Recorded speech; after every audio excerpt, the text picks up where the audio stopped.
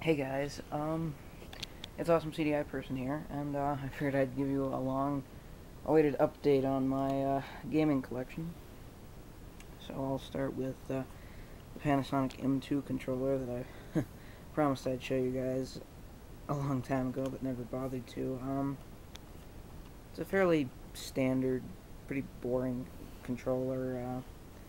There's a little hole right there. Zoom in. Well, anyway, there's a little hole in the D-pad, which I'm told is for screwing in an analog stick. There's also, start and select equivalents. Then you got A, B, and C, and interestingly enough, then there's L, P, and R for whatever reason. It's got shoulder buttons, and on the back, there's a little sticker. I don't know if you can see it. It says M2 Proto Control Pad.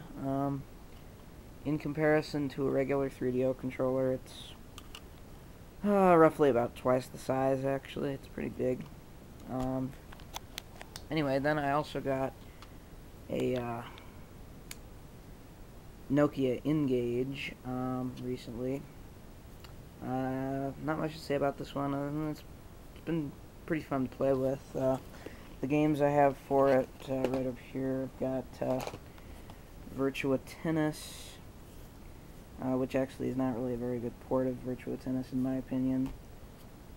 Sonic N, which is kind of a crappy version of Sonic Advance.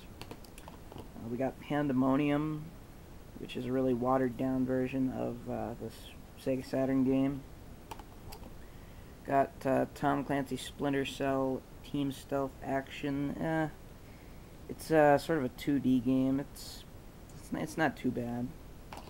Then we got Asphalt, which is pretty much just a racing game, pretty average. We got Super Monkey Ball. I actually haven't tried this one yet, but I assume it's nothing special. And then we have Tomb Raider. This is actually not a bad port of Tomb Raider. I'd say if you're looking for portable Tomb Raider cheap, this is about as good as you're going to get. And then I also snagged myself a Tapwave Zodiac 2. Well, that's smart. Oh, yeah. Well, anyways, here it is. I've got it attached to a gaming thing. I don't know. Anyways, it's got shoulder buttons, got a nice analog stick, 4 buttons here, and a touch screen. I'll review this in more detail later, along with the N Gage, but that's all I have to say about this one. It has a screen cover, which just came off.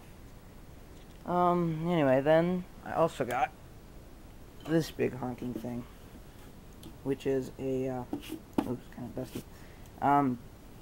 It's actually a Neo Geo CD. I don't know how well you can see it, but it's a front-loading model, which I'm told is very rare. I got this for $10 at a yard sale with all the box and instructions. I'll tell you what games I have for it later. But so far, this thing's been a lot more reliable than my Neo Geo CDZ. It's bigger. It's a lot bigger, and it's the loading times are a lot longer. But it's pretty nice console. The one big issue I have is that there's no eject button. You actually have to turn on the system to eject, which is kind of annoying. Then I also got a Neo Geo AES, which is really nice. I've been wanting one of these for a long time, and my local game store has a lot of games for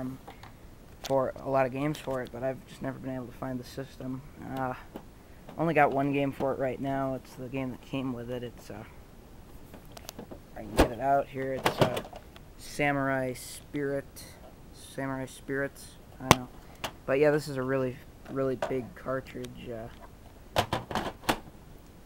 Fits in like that, and then there's also the controller for it, which is pretty much just an arcade pad type thing. Really big buttons. Works pretty well.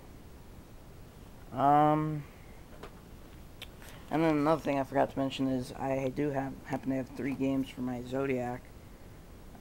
This is GTS Racing Challenge. It's a pretty boring racing game, to be honest. Nothing really too exciting. Then we have Spy Hunter, and fun fact about this game is the first time I ever turned it on and played it, I actually ran into a glitch in the game. I fell through the floor or something, and it's a pretty fun game though. And then we have Duke Nukem Mobile, which is probably the best game that I have on the Zodiac. It's a Duke Nukem 3D clone, but with totally different levels, and it's pretty fun. So really, I think that's about it for this episode. Next time, I'm going to be taking a closer look at the Sega Genesis. So tune in then, I suppose. See ya.